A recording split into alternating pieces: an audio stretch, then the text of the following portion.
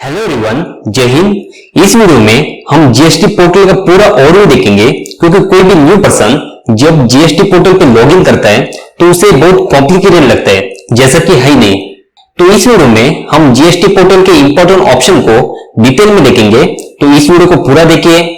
और मेरा नाम आदित्य है, और ये वीडियो आपको अच्छा लगे तो जरूर लाइक कीजिए और चैनल को सब्सक्राइब करना मत भूलिए। Let's begin. तो सबसे पहले जीएसटी पोर्टल को लॉगिन करने के लिए आपको किसी भी ब्राउजर को ओपन करना है, जैसे कि मैं क्रोम यूज करता हूं।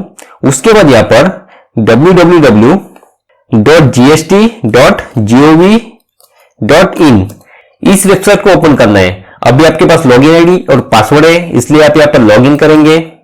उसके बाद आपको यहां पर यूजर नेम और पासवर्ड को टाइप करना है।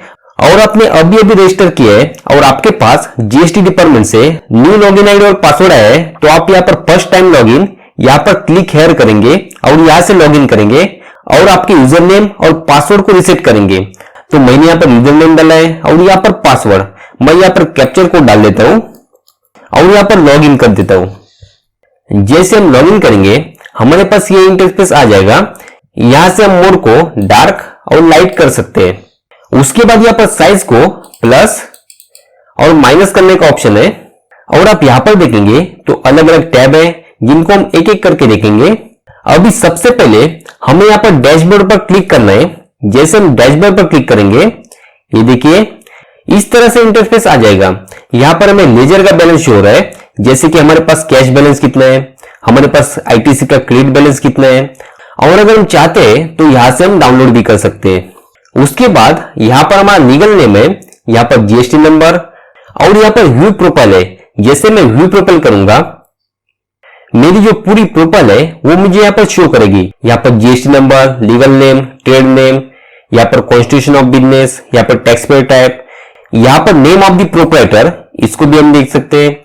यहां पर नेचर ऑफ बिजनेस एक्टिविटीज और यहां पर nature of core business activities, इन सबको हम देख सकते हैं। उसके बाद यहां पर प्लेस ऑफ बिजनेस, यहां पर कॉन्टैक्ट, तो यहां पर जीएसटी प्रैक्टिशनर और यहां पर ऑथराइज्ड सिग्नेटरी, इनका आपको कॉन्टैक्ट दिखाई देगा। और उसके बाद अदर बिजनेस और with in the state and outside the state, मतलब आपका अदर कोई बिजनेस है तो आपको यहां पर शो हो जाएगा। यहां से आप अमेंडमेंट की हिस्ट्री देख सकते हैं, पासवर्ड को चेंज कर सकते हैं, एपीआई एड्रेस को मैनेज कर सकते हैं, डीएससी को रजिस्टर कर सकते हैं, आधार ऑथेंटिकेशन भी कर सकते हैं। और यहां से आप जीएसटी सर्टिफिकेट को डाउनलोड कर सकते हैं। जैसे कि मैं यहां पर क्लिक कर देता हूं। उसके बाद यहां पर मैं शो इन फोल्डर कर देता हूं और यहां पर मैं इसको ओपन कर देता हूं। तो देखिए हमारा जीएसटी सर्टिफिकेट डाउनलोड हो चुका है। और यहां पर जो सिग्नेचर है वो वेरीफाई नहीं है। अगर आप इसको वेरीफाई करना चाहते हैं तो आप यहां पर एडिट में जाइए और लास्ट में यहां पर प्रेफरेंसेस है, उसको सिलेक्ट कीजिए और यहां पर सिग्नेचर और यहां पर वेरिफिकेशन में मोर कीजिए और यहां पर verify signature when the document is open, इसको सिलेक्ट कीजिए। अगर आपके पास न्यू वर्जन है तो ये ऑप्शन आपके पास नहीं होगा। उसके बाद यहां पर require certificate revocation checking to succeed whenever possible during signature verification, इसको अनचेक कीजिए और ओके कीजिए। उसके बाद ओके। और जैसे आप यहां पर डबल क्लिक करेंगे और यहां पर सिग्नेचर प्रॉपर्टीज और वैलिडेट सिग्नेचर और क्लोज, तो ये जो सिग्नेचर है वो वैलिड हो जाएगी। और जब भी आपको डैशबोर्ड पे जाना है तो आप यहाँ पर डैशबोर्ड पर क्लिक कीजिए। आप यहाँ पर डैशबोर्ड पे आ जाएंगे। उसके बाद यहाँ पर फाइल रिटर्न का ट्वीट बटन है और यहाँ पर पे टैक्स का बटन है। और आप नीचे जाएंगे और इस एरो को एक्सप्लोर करेंगे तो यहाँ पर देखिए अलग अलग ऑप्शन है। और यहाँ पर इंपॉर्टेंट जो ऑप्शन है वो यहाँ पर हेल्प डेस्क का नंबर है, इसको कांटेक्ट करके आपके पास जो भी क्वेरी है वो आप इनको पूछ सकते हैं। तो अभी हम इन ऑप्शन को एक एक करके देखते हैं। तो सबसे पहले सर्विसेज, जैसे हम यहाँ पर क्लिक करेंगे तो ये ऑप्शन हमारे पास ओपन हो जाएंगे। जैसे आप यहाँ पर कर्सर लेके जाएंगे यहाँ पर आपको अलग अलग ऑप्शन शो हो जाएंगे। तो सबसे पहले हम रजिस्ट्रेशन देखते हैं। तो यहाँ पर आपको और एक जीएसटी नंबर के लिए न्यू रजिस्ट्रेशन करना है तो आप यहाँ से कर सकते हैं। और अगर आपके पास आपको रजिस्ट्रेशन के बारे में कोई क्वेरी आई है तो आप यहाँ से क्लेरिफिकेशन को फाइल कर सकते हैं। उसके बाद यहाँ पर amendment of registration core field, आपके बिजनेस से कोर फील्ड होते हैं जैसे कि प्रमोटर, पार्टनर, उनको आप यहाँ से चेंज कर सकते हैं। और यहाँ से amendment of registration non core field, मतलब ईमेल आईडी, मोबाइल नंबर, इनको चेंज करना है तो ये नॉन कोर में आते हैं, तो आप यहाँ से अमेंडमेंट कर सकते हैं। अगर आपने आपका registration as a regular taxpayer किया है तो आप यहाँ से कंपोजिशन स्कीम को ऑफ कर सकते हैं, और यहाँ से अगर आप कंपोजिशन स्कीम को नहीं चाहते तो एप्लीकेशन को विड्रॉ कर सकते हैं। उसके बाद अगर आपने कोई एप्लीकेशन किया है तो यहाँ से एरर नंबर डाल के आप उसको ट्रैक कर सकते हैं। और अगर आप जीएसटी रजिस्ट्रेशन को कैंसिल करना चाहते हैं तो यहाँ पर application for cancellation of registration इसको सिलेक्ट कर सकते हैं और आपके जीएसटी नंबर को कैंसिल कर सकते हैं। उसके बाद यहाँ पर सेकंड नंबर पर लेजर है और यहाँ पर अलग अलग लेजर है, लेकिन यहाँ पर हमारे पास दो लेजर इंपॉर्टेंट होती है, इलेक्ट्रॉनिक कैश लेजर और electronic credit ledger. Electronic cash ledger में हमने टैक्स पेमेंट करने के लिए कितना कैश डिपॉजिट किया और कितना यूज किया और कितना बैलेंस है वो शो करता है। जैसे कि मैं इसको ओपन कर देता हूं। उसके बाद हमें यहाँ पर बैलेंस शो है जो कि 00 है। अगर हम पूरा कैश लेजर देखना चाहते हैं तो यहाँ पर इलेक्ट्रॉनिक कैश लेजर को सिलेक्ट कीजिए। यहाँ पर हमें पीरियड को सिलेक्ट करना है फ्रॉम एंड टू, तो फ्रॉम में मैं पिछले 2 मंथ का चाहता हूं तो मैं यहाँ पर 1 सितंबर सिलेक्ट कर देता हूं। उसके बाद टू में मैं आज की डेट सिलेक्ट कर देता हूं और गो। हमने कितने अमाउंट डिपॉजिट किए मतलब क्रेडिट किए और कितनी यूज किए मतलब डेबिट किए वो हमें यहाँ पर शो हो रही है। अगर हम इसको डाउनलोड करना चाहते हैं तो यहाँ से सेव एज पीडीएफ, तो ये पीडीएफ में डाउनलोड हो जाएगा और यहाँ से सेव एज एक्सेल कर सकते हैं। उसके बाद मैं दोबारा सर्विसेज में जाता हूँ, लेजर, और यहाँ पर इलेक्ट्रॉनिक क्रेडिट लेजर इसको सिलेक्ट कर देता हूँ। अब इलेक्ट्रॉनिक क्रेडिट लेजर मतलब क्या होता है, जब भी हम परचेस करते हैं तो उस पर जीएसटी लगा होता है, उसको हम इनपुट टैक्स क्रेडिट बोलते हैं और हम जीएसटी 3B में वो आईटीसी क्लेम करते हैं। तो कितना आईटीसी हमने क्लेम किया, कितना यूज किया और कितना बैलेंस है वो हमें यहाँ पर शो होता है। तो हमारा जो बैलेंस है वो यहाँ पर 4347 है और यहाँ पर मैं इलेक्ट्रॉनिक क्रेडिट लेजर इसको सिलेक्ट कर देता हूँ और उसके बाद फॉर्म में मैं पिछले 2 मंथ को सिलेक्ट कर देता हूँ सितंबर 1 और उसके बाद टू में मैं टुडे सिलेक्ट कर देता हूँ और गो कर देता हूँ। तो यहाँ पर देखिए सितंबर में हमने आईटीसी क्लेम किया था जिसको हमने अभी तक यूज नहीं किया है और वो बैलेंस है। इसको भी हम पीडीएफ और एक्सेल में डाउनलोड कर सकते हैं।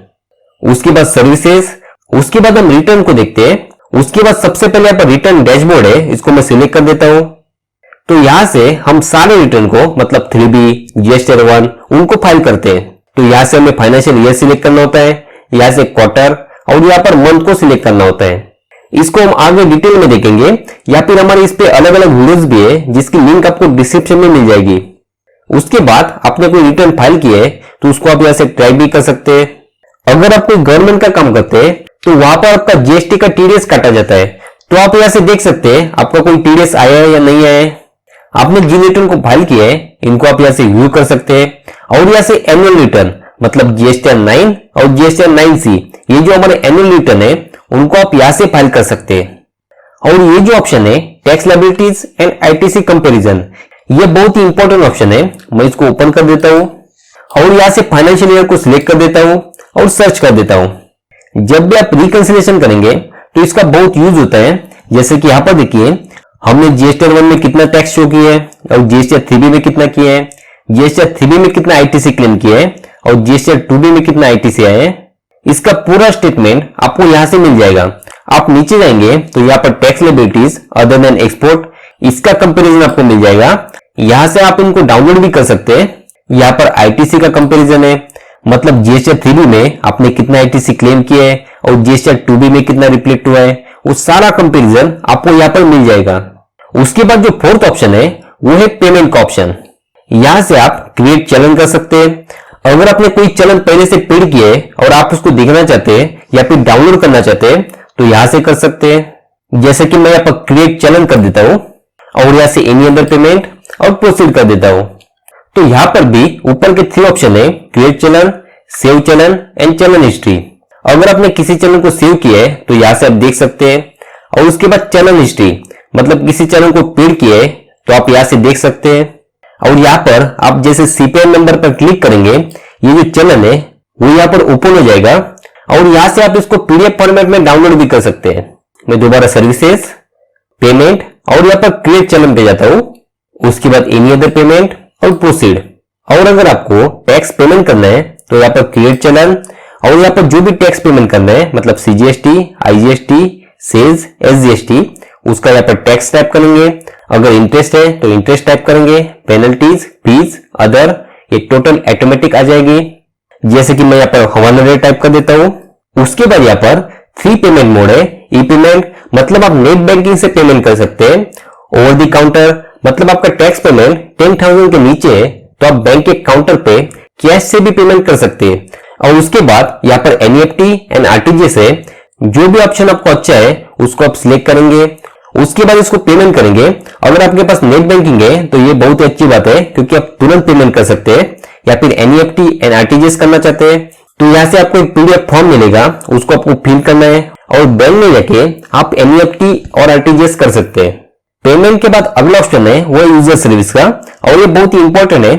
अगर आपने कोई एप्लीकेशन किया है, जैसे कि अमेंडमेंट के लिए आपने कोई एप्लीकेशन किया है और अभी तक उसको फाइल नहीं किया है, तो यहाँ पर माई सेव्ड एप्लीकेशन में वो आपको शो हो जाएगा। उसके बाद यहाँ से भी आप GST सर्टिफिकेट को डाउनलोड कर सकते हैं, यहाँ से HSN को सर्च कर सकते हैं। उसके बाद यहाँ पर LUT बॉन्ड मतलब लेटर ऑफ अंडरटेकिंग, अगर आप कोई एक्सपोर्ट करते हैं तो यहाँ से आप LUT बॉन्ड के लिए एप्लीकेशन कर सकते हैं। अगर आपको कोई नोटिस या ऑर्डर आया है और आप इसको देखना चाहते हैं तो यहाँ पर व्यू नोटिस एंड ऑर्डर, इसको आप सिलेक्ट कर सकते हैं। तो यहाँ पर देखिए कोई भी नोटिस या ऑर्डर नहीं है। उसके बाद यहाँ पर रिफंड का ऑप्शन है, आप यहाँ से रिफंड के लिए एप्लीकेशन कर सकते हैं, यहाँ से एप्लीकेशन को ट्रैक कर सकते हैं। उसके बाद यहाँ पर ई-वे बिल सिस्टम का ऑप्शन है, अगर आप ई-वे बिल जनरेट करते हैं तो आप यहाँ से उस साइट पर जा सकते हैं। और लास्ट में यहाँ पर ट्रैक एप्लीकेशन स्टेटस, अगर आपने कोई एप्लीकेशन की है जैसे कि रिफंड या रजिस्ट्रेशन के लिए तो आप यहाँ से ट्रैक कर सकते हैं। आप यहाँ पर एरर नंबर डालेंगे और सर्च करेंगे। अगर आपके पास एरर नंबर नहीं है तो यहाँ पर सबमिशन पीरियड के बेस पर आप यहाँ पर एप्लीकेशन को ट्रैक कर सकते हैं। उसके बाद यहाँ पर GST लॉ का टैब है, यहाँ पर आप अलग अलग स्टेट के जो अलग अलग लॉज है इनको देख सकते हैं और इनकी PDF को डाउनलोड भी कर सकते हैं। उसके बाद यहाँ पर डाउनलोड का ऑप्शन है और यहाँ पर 2 ऑप्शन है, offline tool and accounting and billing software. यहाँ पर ऑफलाइन टूल में आपको यहाँ पर रिटर्न ऑफलाइन टूल, इससे आप मेनली GST-R1 को फाइल कर सकते हैं। यहाँ पर मैचिंग ऑफलाइन टूल है, यहाँ पर अलग अलग ऑफलाइन टूल मतलब सॉफ्टवेयर है जिनको GST-R ने डिजाइन किया है, इनको आप डाउनलोड करके यूज कर सकते हैं। यहाँ पर रिटर्न ऑफलाइन टूल, मैं इसको ओपन कर देता हूं। ये जो रिटर्न ऑफलाइन टूल है इसको आप यहाँ से डाउनलोड करके इंस्टॉल कर सकते हैं। ये जो टूल है बहुत ही इंपॉर्टेंट है, इससे आप GST-R1 को फाइल कर सकते हैं। इस पर हमने एक अलग से डिटेल वीडियो बनाई है जिसकी लिंक आपको ऊपर आई बटन पे मिल जाएगी या फिर डिस्क्रिप्शन में जाके आप उसको चेक कर सकते हैं। उसके बाद यहाँ पर अकाउंटिंग एंड बिलिंग सॉफ्टवेयर है, जो कि अलग अलग कंपनीज की अकाउंटिंग एंड बिलिंग सॉफ्टवेयर है, वो आपको यहाँ पर मिल जाएगी। बहुत सारे फ्री सॉफ्टवेयर है और बहुत सारे पेड सॉफ्टवेयर भी है। उसके बाद जो यहाँ पर वेरी इंपॉर्टेंट टैब है वो है सर्च टैक्स पेयर। यहां से आप किसी भी पार्टी की GST नंबर को चेक कर सकते हैं। यहां से आप GST नंबर से और यहां से पैन कार्ड से आप उस GST नंबर के स्टेटस को चेक कर सकते हैं। जैसा कि मैं यहाँ पर सर्च बाय पैन सिलेक्ट कर देता हूं और मैं यहाँ पर पैन कार्ड नंबर डाल देता हूं और यहाँ पर सर्च कर देता हूं। तो यहाँ पर इस पैन कार्ड पर एक GST नंबर रजिस्टर है, आप यहाँ पर क्लिक करेंगे तो यहाँ पर आप सर्च बाय GST नंबर उस ऑप्शन में आ जाएंगे। आप यहाँ से सर्च करेंगे तो उस GST नंबर की जो भी पूरी डिटेल्स है वो आपको यहाँ पर शो जाएगी। और आप नीचे जाएंगे तो यहाँ पर शो फाइलिंग टेबल, यहाँ पर और इस पार्टी ने कब तक GST-R3B को फाइल किया है और कब तक GST-R1 को फाइल किया है वो आपको यहाँ पर शो हो जाएगा। उसके बाद यहाँ पर help and tax payer facilities, इसका टैब है। यहाँ पर अलग अलग सर्विसेज है, एजुकेशन प्रोग्राम है जैसे कि यूट्यूब चैनल है, इसको आप चेक कर सकते हैं। और लास्ट में ई इनवॉइस का ऑप्शन है। अगर आप ई इनवॉइस के लिए एप्लीकेबल है तो आप मैनुअल इनवॉइस को जनरेट करने के बजाय ई इनवॉइस को भी जनरेट कर सकते हैं। और अगर आप इस एरो पर क्लिक करेंगे तो यहाँ पर देखिए माय प्रोफाइल है और यहाँ पर चेंज पासवर्ड है। अगर आप पासवर्ड को चेंज करना चाहते हैं तो यहाँ से कर सकते हैं। अगर आप DSC को यूज करते हैं तो आप यहाँ से रजिस्टर या फिर अपडेट कर सकते हैं और यहाँ से हम लॉग आउट भी कर सकते हैं। Thank you everyone. अगर आपको एक्सेल या GST रिलेटेड कोई भी क्वेरी है तो ये मेरा व्हाट्सएप नंबर है, आप मुझे व्हाट्सएप कर सकते हैं। और ये वीडियो अच्छा लगे तो जरूर लाइक कीजिए और चैनल को सब्सक्राइब करना मत भूलिए। Thank you.